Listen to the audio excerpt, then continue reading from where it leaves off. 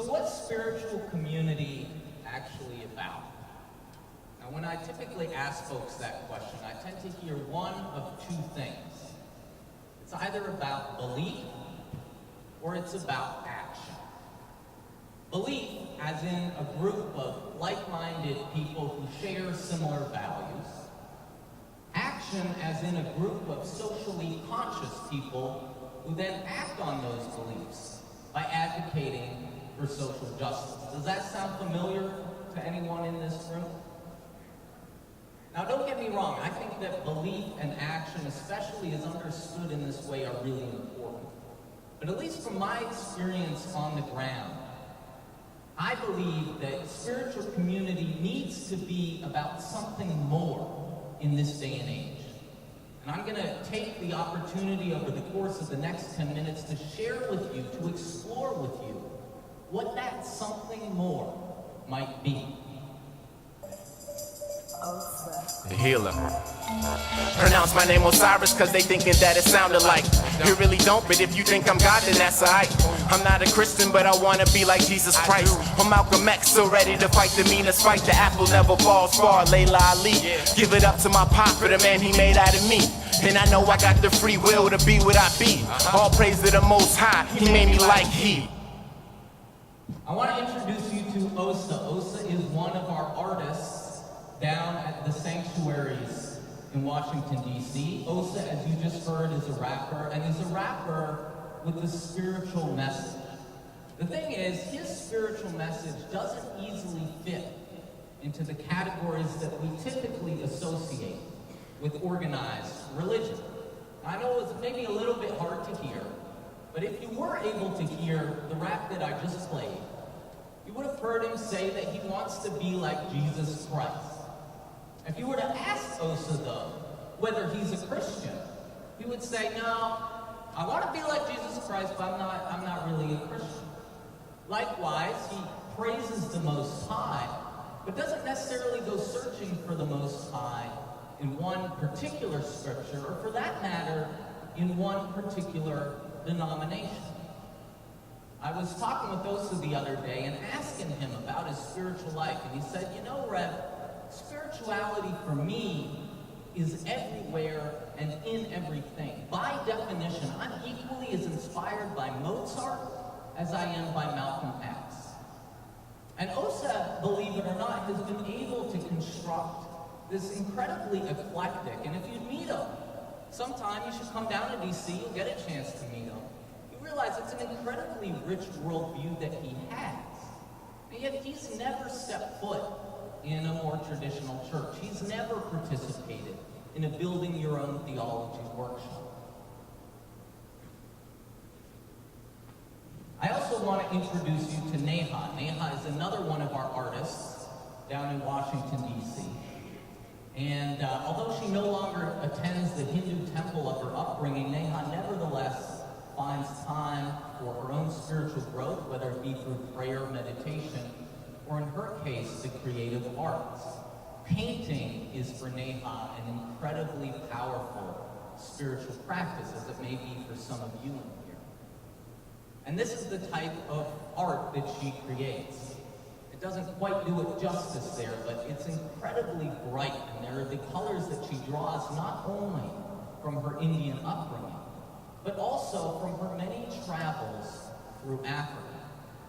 And see, a number of years back, Neha founded a nonprofit organization that empowers women in rural Africa to bring solar energy to their local villages, thereby eradicating both solar poverty, or I should be more accurate, energy poverty and social poverty at the very same time. Now, if that's not enough, I mean, that's a pretty, I would say, pretty meaningful life to live. But if that's not enough, Neha also volunteers regularly at a local food bank, and she's involved in a number of other justice and arts-related organizations in the city. Neha has been able to devote her entire life to service and to justice without ever setting foot in a more traditional church. For that matter, she's never served on a social action committee, as meaningful as those are. And so I think the question before us today is not in any way to take away from the real value of traditional spiritual communities. But I think we do have to ask for people like Osa and Neha, people that I meet on an everyday basis, some of you probably meet or some of you probably are. What beyond simply belief and action can spiritual community offer? Well, I'm not going to leave you hanging. I want to propose something that I think gets us in that direction. And that something else is style. You're like, say what? Style? I haven't heard people reference style when it comes to spiritual community. What do I mean by style? Well, I'm not necessarily talking about what you're wearing or what music you're listening to. Style has everything to do with how you do it. So, in the case of Osa, maybe it's not so important what he believes, but I should say equally as important, how he believes it.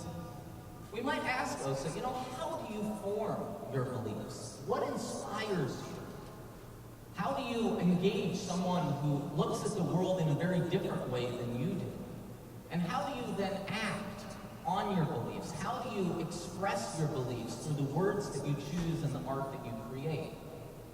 Likewise, for Neha, we might ask, if it's not entirely about what actions you take, maybe spiritual community can help you really reflect and cultivate an ability in terms of how you act in the world. So for her, we might say, how do you decide what to do with your time, especially given all the commitments that you have? How do you ensure that when you're doing something, you're showing up as your full self? How do you cooperate and collaborate with someone who has a very similar vision, but is doing it in a very different way? I like to say that it's the style in our lifestyles. It's the style in our lifestyles.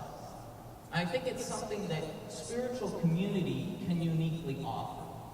At least that's what we've been finding down in Washington, D.C. with the sanctuaries. We bring people of diverse racial and religious backgrounds together and empower them to experiment through the creative arts with new styles of living, new styles of having a meaningful and creative life.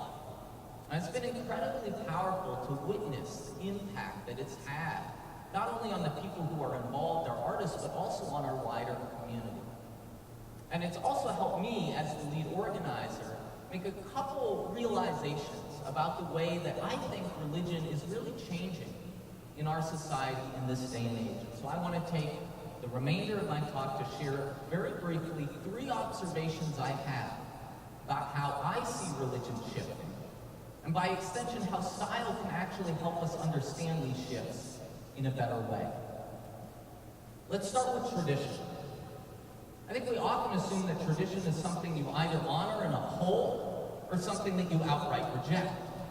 Which is why I hear a lot of folks, especially older folks, and understandably so, somewhat disgruntled by the fact that a lot of younger people just aren't that into those 19th century hymns.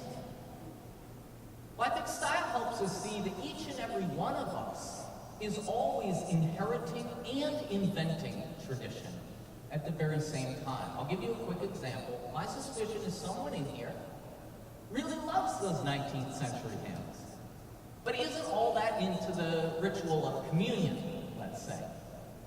And likewise, there may very well be someone in here, maybe it's the person sitting next to you, who really loves the ritual of communion, but would prefer to take communion while rocking out to some more contemporary worship tunes.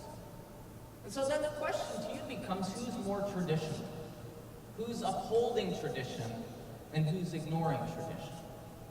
Again, I think style helps us see that we're always informed. We're always informed by what has come before, but we're never fully defined or exhausted by it.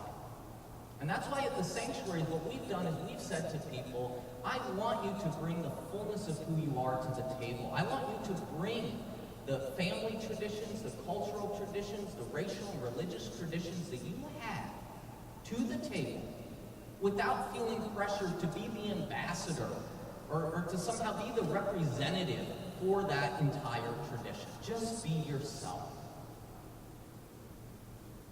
I also want to quickly talk about diversity, because I think diversity is another interesting way that religion is shifting in our day and age. So I hear a lot that spiritual community is a place where I find like my people, right? My crew. These are like-minded folks. And as a result, a lot of folks are kind of scratching their head because a lot of younger people share so many of the values that we do, and yet at the same time may not be all that eager to attend a more traditional spiritual community. What's that about? Well, I think style helps us see that as important as similarity is, diversity can be equally, if not more, important. Think for a moment of someone you know, a close friend, maybe someone in your family, who is very different than you are, looks at things very differently than you do. My suspicion is that your relationship with that person has been really important for your own growth. Not only in terms of widening your horizon, but also helping you better understand what makes you you. Because let's be honest, when we're around people who are very different than we are, we quickly realize what makes us unique.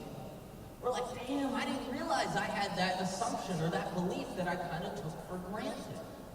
You've helped me see myself in a deeper way, and I pray that I have done the same for you. And again, I think style helps us see that we really need one another in our true diversity in order to be our full spiritual selves. Lastly, thirdly, I want to speak for a minute about relevance. So, I hear a lot this kind of assumption that one of the reasons that traditional religious community, the spiritual community, is becoming irrelevant is because it's just not that cool. Like, it's just not hip. Folks aren't wearing skinny jeans. I mean, you can kind of go through it, right? It's just not that cool.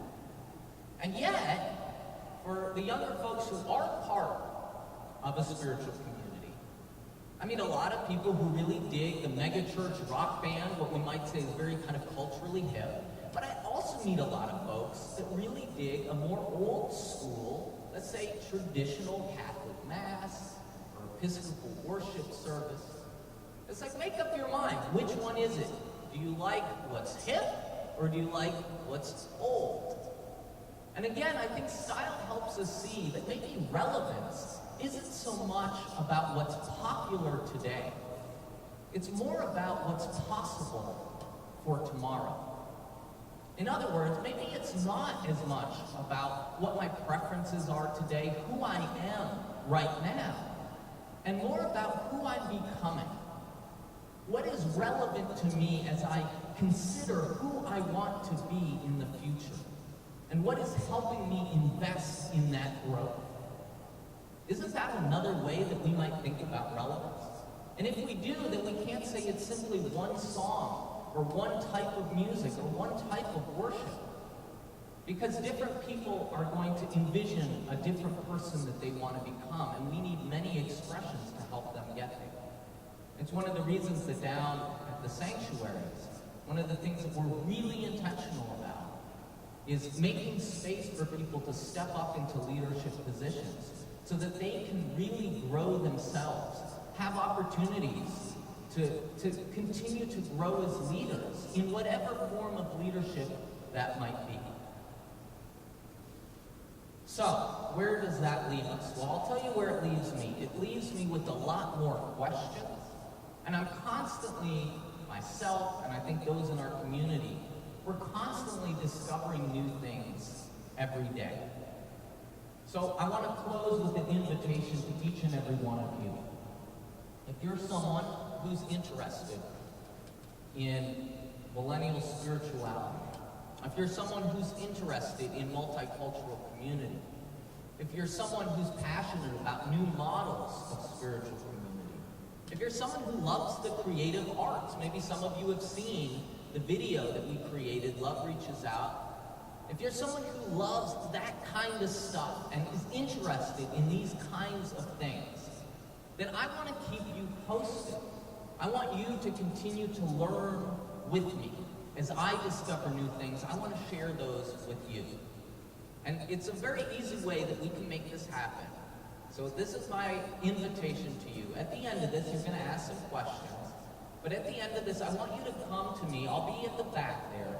And I've got a little card that'll be a way of keeping you posted and helping you not only invest in the future leadership in multicultural entrepreneurial communities, but also gain insights, tip sheets we have about multicultural ministry, a chance to sit down and either talk with me or some other folks about what we're learning. All of these ways that you can stay engaged. All you got to do is find me, and I'm going to give you one of these sexy support multicultural ministry cards. And there's a link on that. And you're going to click on the link, and it's going to explain how you can stay engaged and how you can also support the ongoing learning that we have.